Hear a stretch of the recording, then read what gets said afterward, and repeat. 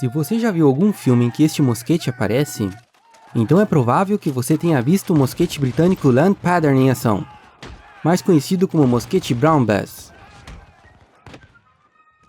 Ele foi a arma padrão da infantaria do exército britânico por mais de 100 anos, até ser substituído em meados de 1860. Era um mosquete de pederneira, e prestava serviço onde quer que as forças britânicas marchassem. Devido a isso, a arma participou de inúmeros conflitos, sendo uma das principais ferramentas utilizadas para que o Império Britânico se estendesse por todo o globo. O mosquete Brown Bass foi um dos precursores das armas de fogo padronizadas. Mas veja bem, eu disse padronizadas. As armas de fogo como os próprios mosquetes, por exemplo, já existiam há muito tempo. Para terem uma ideia, este mosquete primitivo, também chamado de arcabuz, foi fabricado por volta de 1500 e funcionava colocando fogo nesta mecha. Podem ver que não era muito prático.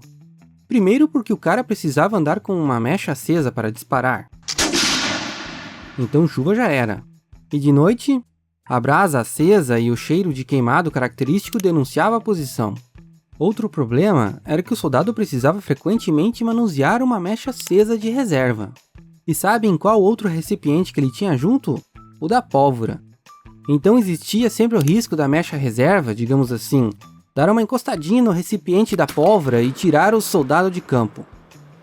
Para resolver problemas desse tipo, é que desenvolveram mecanismos de disparo como o Wheel Lock, um outro exemplo de arma anterior ao mosquete Brown Bass, mas bem mais evoluído que as armas de mecha. Resumidamente, este mecanismo funcionava com um tipo de mola de corda, que supostamente teria sido inventado por Leonardo da Vinci, mas há controvérsias. Embora a maioria das armas de fogo do século XVI fossem de um único tiro, os fabricantes de armas às vezes faziam experiências com armas de disparo múltiplo, como essa arma alemã de 1580, que eu escolhi para explicar o funcionamento do mecanismo Wheel Lock. Aqui neste local, fica uma mola na parte interna. E nesta parte superior tem um prendedor onde fica uma rocha de pirita, que emite faíscas com facilidade. Para quem não sabe, pirita é o famoso ouro dos tolos. Então, para disparar a arma, a pessoa tinha que dar corda nessa mola encaixando uma pequena manivela neste pino quadrado. Colocar a pólvora na bandeja onde tem um pequeno furo que leva o fogo da pólvora para a parte interna da arma. Fechar a tampinha e encostar o chamado cão com a pirita em cima. Aqui no lado esquerdo, a tampa já está fechada, mas falta encostar o cão em cima, e aqui na direita ela já está na posição que seria depois do disparo, com a tampinha aberta. Ao apertar o gatilho, a mola gira uma lima circular ali dentro da arma, uma pequena rodinha de ferro. Então aquela tampinha que tem uma pirita encostada se abre e a rocha entra em atrito com a rodinha de ferro em movimento, o que produz faíscas e a arma dispara, muito parecido com um isqueiro moderno. Como podem imaginar, era um processo incrivelmente demorado para preparar a arma. E isso que eu nem falei na parte de carregar ela com pólvora e o projétil. E com tantas partes móveis, aumentavam também as chances de dar problema, com o tiro falhando, a arma estragando, sem falar no custo de fabricar essas armas. Estamos falando de uma época pré-usinagem moderna, em que tudo era feito à mão, então apenas pessoas poderosas é que tinham uma dessas. Bem, por volta de 1700, as armas de fogo estavam presentes na maioria dos campos de batalha, inclusive com mecanismos de disparo do tipo pederneira que irei explicar mais adiante, mais moderno que o Wheel Lock. Mas a falta de padronização dos projetos era um grave problema. Um problema que ficava evidente lá no campo de batalha, já que as munições e peças de reparo eram inúmeras, com algumas armas de manutenção complexa e nada robustas. Um grande império como o britânico, com soldados em lugares muito distantes, não podia ter esse tipo de problema. Mas principalmente, precisava de uma arma com um projeto mais barato e de produção em escala. Com o objetivo de resolver parte desses problemas, é que surgiu o famoso mosquete britânico Land Pattern, em 1722, mais conhecido pelo apelido de mosquete Brown Bass. Era uma arma de fogo de cano longo e liso, acionado por um sistema de pederneira, com um projeto padronizado que podia ser fabricado em grandes quantidades. Além disso, ele permitia ainda que uma baioneta pudesse ser encaixada na ponta, fazendo com que fosse usada como uma lança em combates próximos ou contra a cavalaria. Mas estes mosquetes permitiam uma outra coisa muito importante, que pessoas sem muito treinamento fossem rapidamente reunidas em um exército e preparadas para uma batalha. Uma grande vantagem se comparado ao arco longo inglês de tempos anteriores, ou aos escudos e espadas, que precisavam de pessoas treinadas e em boa forma. Mas voltando ao Brown Bass, ele era uma arma de fogo do tipo pederneira, ou flintlock em inglês, uma classificação de arma baseada no mecanismo de disparo. Mas ele não era o único modelo, cada império tinha o seu. Este aqui, por exemplo, também é um mosquete de pederneira, só que francês. É um mosquete Charleville, que inclusive é um pouco mais velho que o britânico, ele foi colocado em serviço 5 anos antes, em 1717. Mas como funcionava esse mecanismo de disparo? Bem, primeiro rapidamente vamos ver os componentes. Aqui temos um braço movimentado por uma mola, chamado de galo. Nas armas Willock ele era chamado de cão, mas este aqui é galo porque parece um galo bicano. Já esta rocha presa é do tipo flint, daí o nome do mecanismo ser flintlock.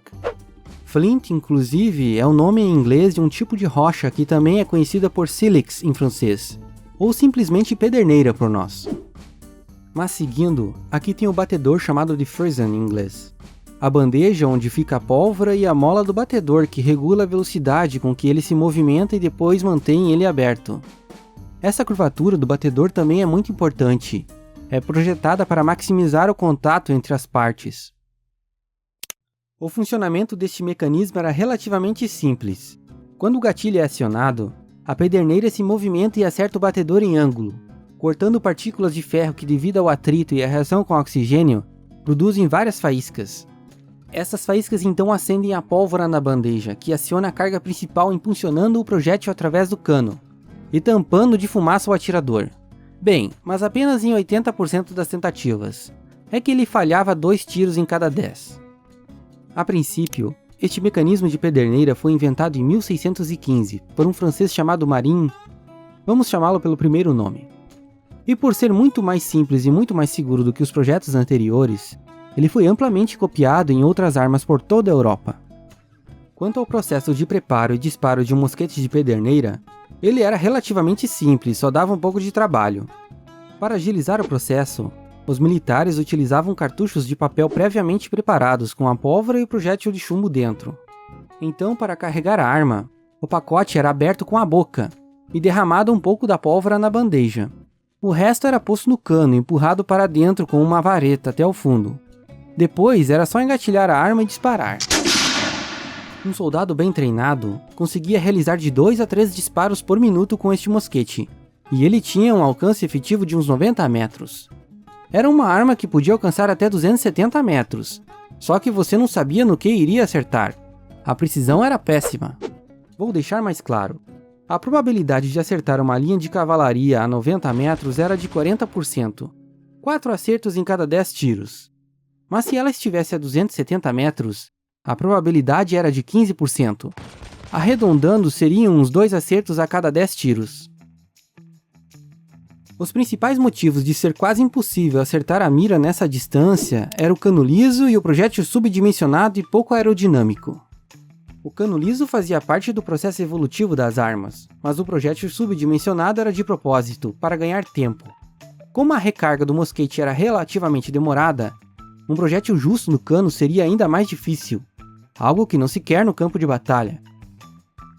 Outro problema era que após o primeiro disparo, o cano da arma começava a sujar de fuligem da pólvora negra, ficando ainda mais difícil empurrar o projétil para o fundo da arma.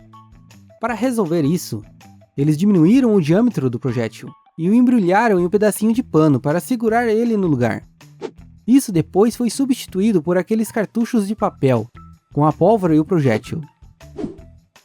Mas esse diâmetro menor fazia com que o gás escapasse pelos lados da esfera de chumbo, que saía quicando pelo cano em zigue-zague, fazendo com que a trajetória na saída da arma fosse ligeiramente diferente da desejada. Esse efeito é chamado de efeito windage, e pode fazer com que o projétil do mosquete erre em média 1,20 m para o lado, um alvo que está a 90 metros de distância. Para compensar essa falta de precisão e o tempo de recarga, os militares no mundo todo começaram a desenvolver táticas de uso dos mosquetes em campo. A mais tradicional foi a volley fire, ou tiro de vôlei. Era uma tática militar antiga, utilizada lá nos anos 600 na China por atiradores de bestas da dinastia Tang, e depois por arqueiros no mundo todo. Na sua forma mais simples, o conceito era manter os soldados atirando em turnos, para dar tempo de ter duas fileiras recarregando. Quando a fileira da frente atirava, ela marchava para trás e a próxima fileira atirava. Com isso, aumentava a taxa de disparo e a saraivada de tiros compensava a falta de precisão da arma. Então normalmente os combates ocorriam com tropas se atirando a uns 50 metros umas das outras, quase no corpo a corpo. Com o tempo surgiram novas táticas, como a coluna de ataque francesa, utilizada nas guerras de Revolução Francesa e nas guerras napoleônicas. Ao invés de marchar em uma longa linha de 3 fileiras pelo campo até chegar ao alcance das armas, eles criaram 4 colunas de 3 fileiras, que se posicionavam em linha momentos antes do ataque. Deste modo, isso permitia uma maior mobilidade e também enganava o inimigo, aparentando ter menos soldados do que eles realmente tinham. Outra característica das batalhas com esta arma era a densa nuvem cinza esbranquiçada produzida pela pólvora negra, que cobria o campo de batalha, com um fedor distinto de ovo podre devido ao enxofre, de modo que a única coisa que os soldados podiam fazer era manter a formação e atirar para frente. Bem, atirar no máximo umas 25 vezes sem parar. É que se o soldado atirasse mais do que isso, a arma ficava tão quente que a pólvora podia se incendiar na recarga. Então ele tinha que dar uma pausa no meio dessa loucura. Mas não criamos pânico. Aquela probabilidade de 20% dela falhar se encarregava disso. Entre alguns dos principais conflitos em que o mosquete britânico Brown Bass foi utilizado, temos a Guerra da Sucessão Austríaca em 1740, o Levante Jacobita em 1745, a Guerra dos 7 Anos em 1756, a Guerra da Independência dos Estados Unidos em 1775, as Guerras Napoleônicas em 1803, a Guerra entre México e Estados Unidos em 1846. Credo, como brigavam essa gente! E isso que eu só falei de alguns dos conflitos envolvendo o mosquete britânico Brown Bass. Como cada império tinha sua versão, eu deixei de fora outros conflitos importantes, como a Revolução Francesa de 1789, por exemplo. Outro conflito importante em que o mosquete Brown Bass esteve presente foi na Guerra do Paraguai, mas só no início. Logo ele e os outros mosquetes de pederneira foram substituídos pelas armas de percussão. Bem, e antes que você vá embora, eu gostaria de pedir que mudasse a opção do sininho no YouTube de personalizadas para o modo todas. Assim o YouTube realmente avisa quando tem vídeo novo aqui no canal, que pode demorar um pouquinho. Um grande abraço e até o próximo vídeo, pessoal.